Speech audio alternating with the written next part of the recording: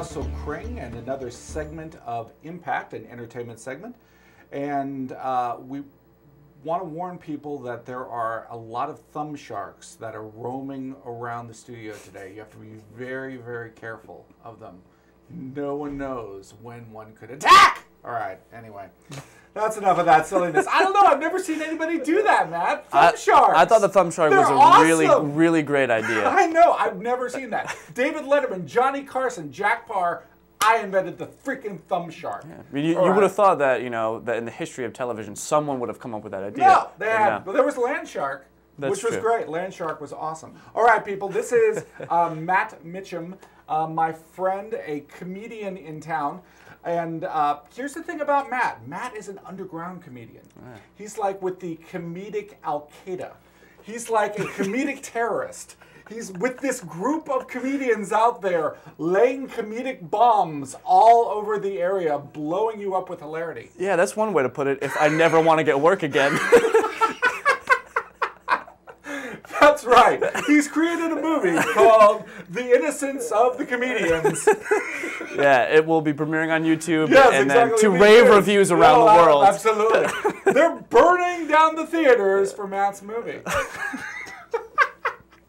All right, obviously I'm going to try very hard because you are a comedian. Yeah, and we're trying to get the funny going. Yeah, get a little loose. Yeah, loosen it up. Loosen it up. Matt has a new web series entitled Open Mic. Open Mic, yep. And it's all about the misery of being a stand-up comic. Yeah, it's exactly what it is. About being an amateur, underground, as you put it, comedian. Terrorist. Yeah, well, I'm gonna leave that out of my description, but okay, fair enough. But yeah, about the struggles of being an amateur comedian and how much kind of failure you have to put up with to realize your dreams and aspirations, which is to someday hopefully become famous. And it can be a real challenge, and I think that's kind of one of the things that the web series shows. Well, it's very interesting to me because there were amateur. I mean, obviously there are the comedians that people see on like Comedy Central and all this type of thing. And the thing about that is that even those comedians are not like household names. That's true. Yeah.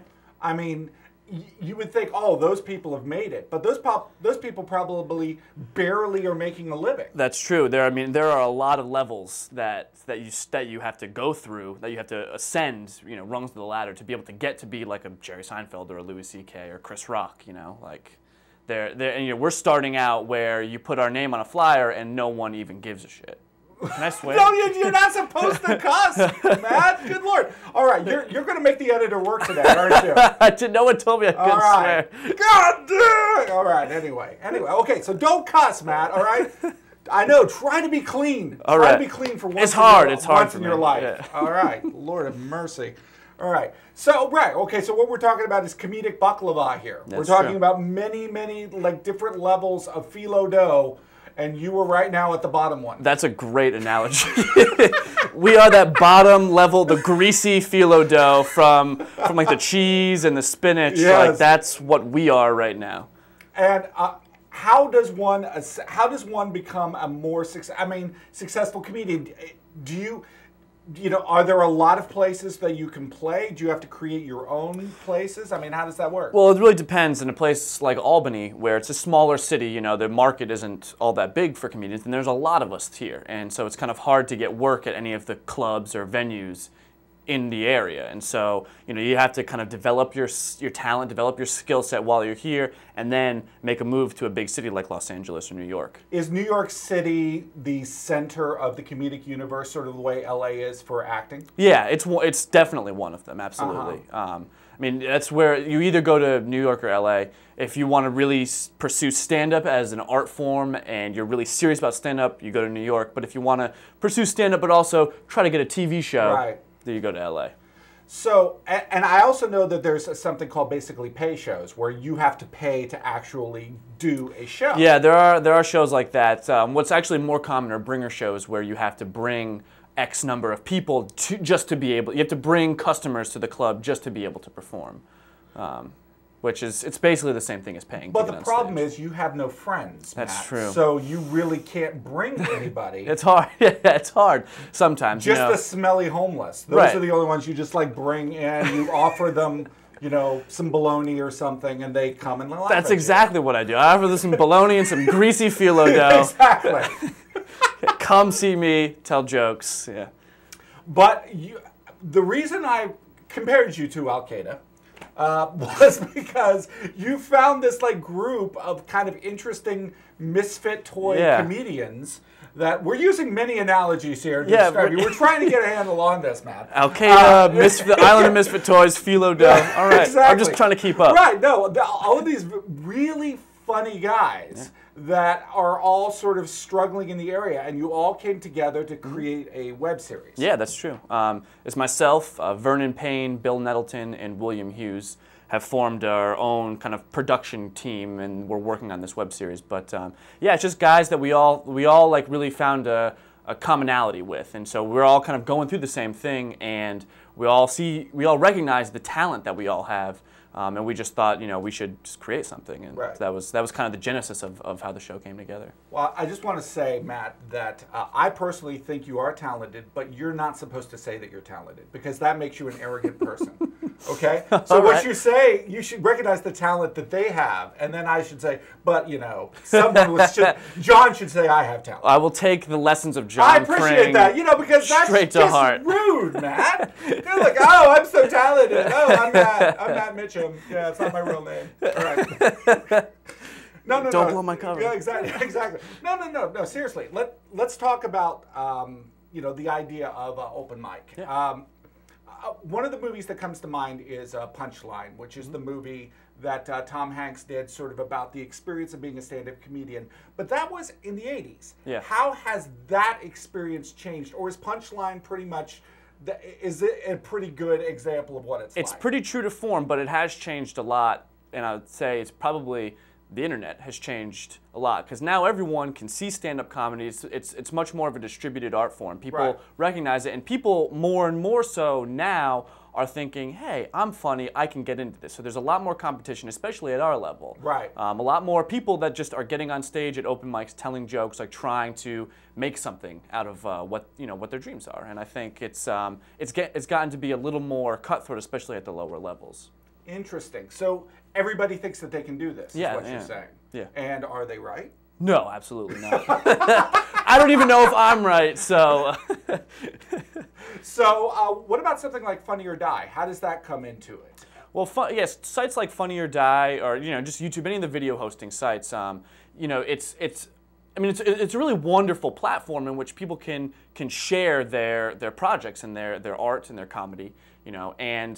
And you get on Funny or Die, especially it's a kind of a cool system. You get voted on. Is this funny or is it not? So I think it's that, and the advent of having cameras on your cell phone has really just exploded the whole comedy industry, I guess, if you could call it that, because anyone can create anything now. You can go out with your cell phone and shoot a video sketch with your friends on a Saturday afternoon, upload it to the internet, and get 1 million views on it. So I mean, it's really kind of it's opened up the floodgates, so to speak, as to. So open mic is not only is it a web series for you, but to you it is a way that you're going to expose people to your comedy stylings, and also, these other gentlemen that were involved in it. That was really the genesis of the idea. Yeah, absolutely.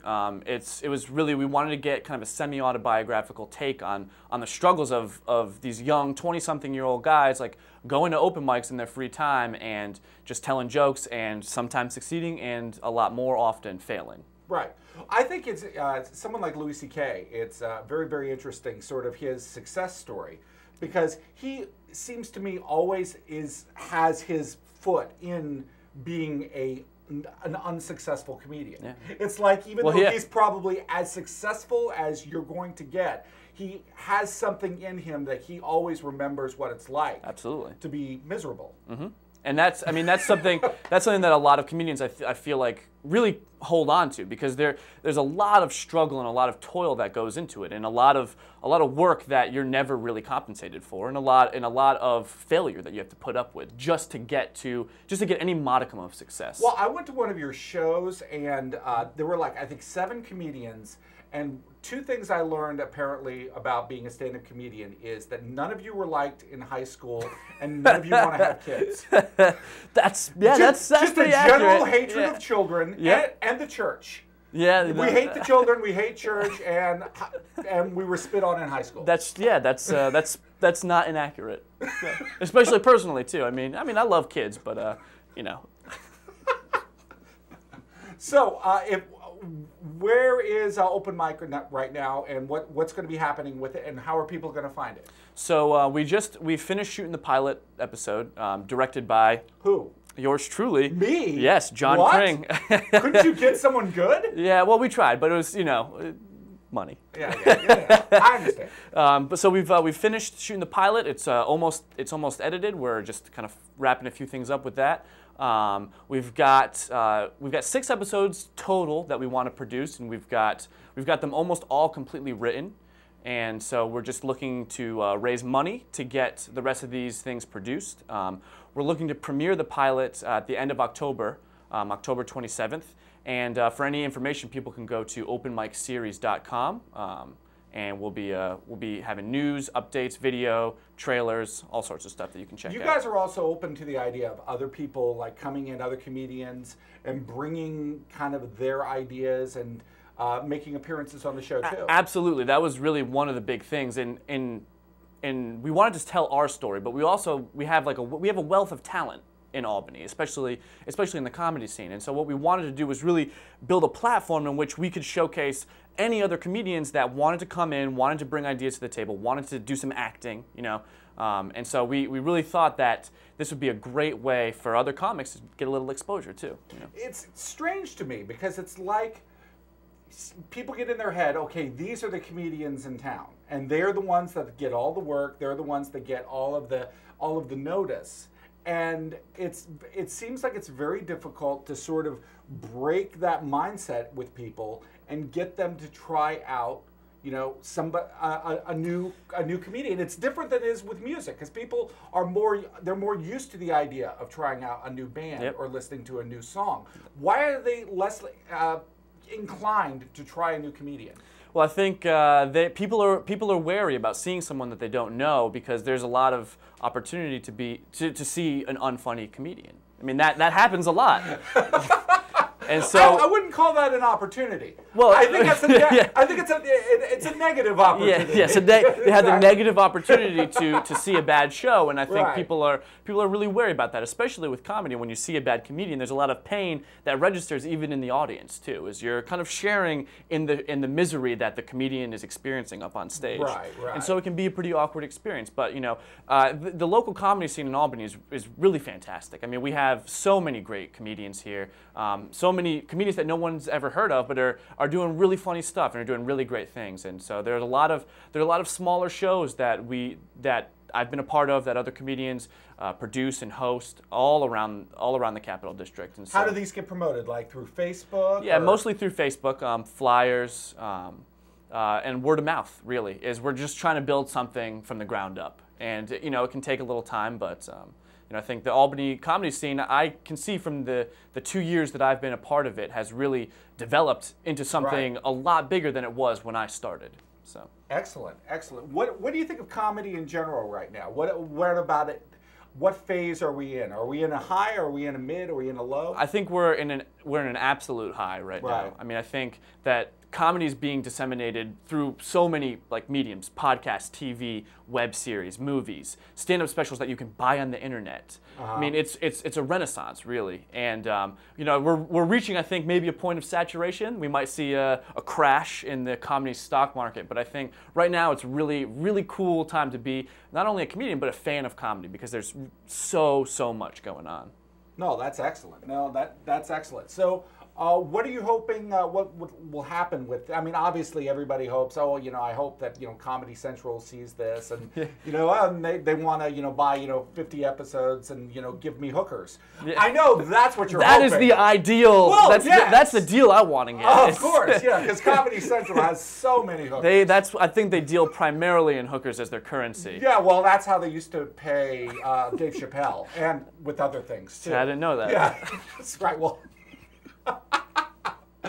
But other than that, just is open mic, is television something that you would like to get, you know, much more into? Yeah, absolutely. I think this is all of us, all four of us, Vern, Will, Bill, and myself. This is our first foray into any sort of like television-like medium, and so this is really kind of, we're just trying to get our foot in the door a little bit. Are you guys playing characters, or are these characters really you? Come on, Matt. Be straight. They are all loosely based on ourselves. So the character that I play is I'm probably the most like my character out of any of the What is your character's name?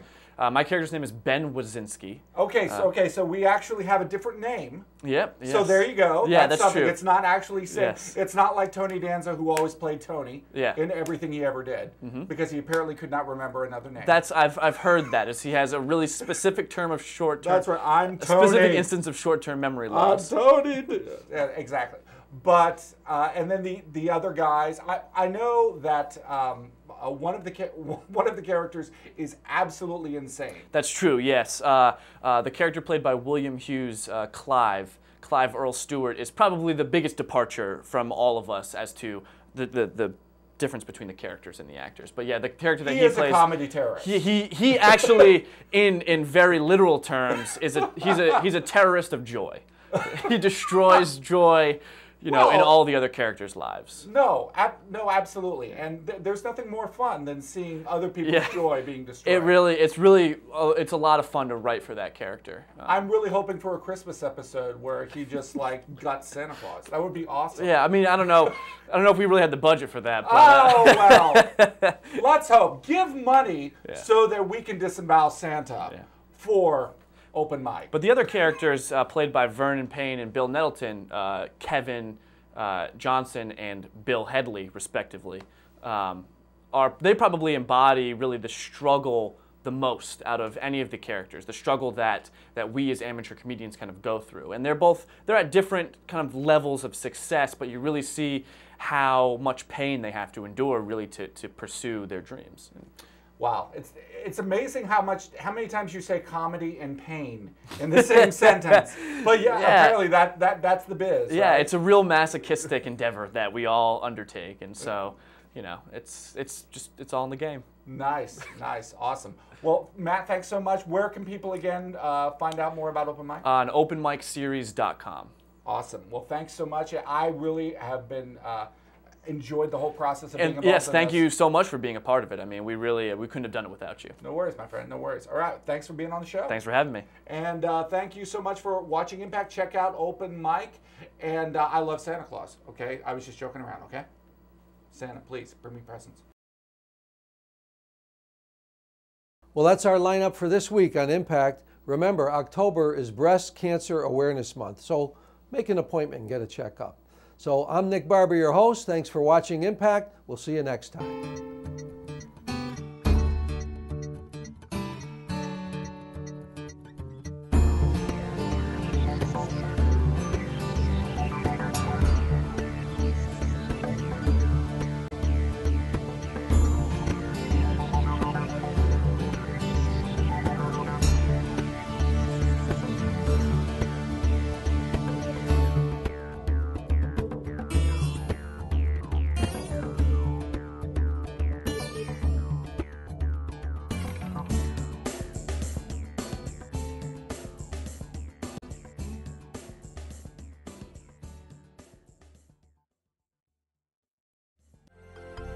Proctors, bringing the best in arts, education, and entertainment.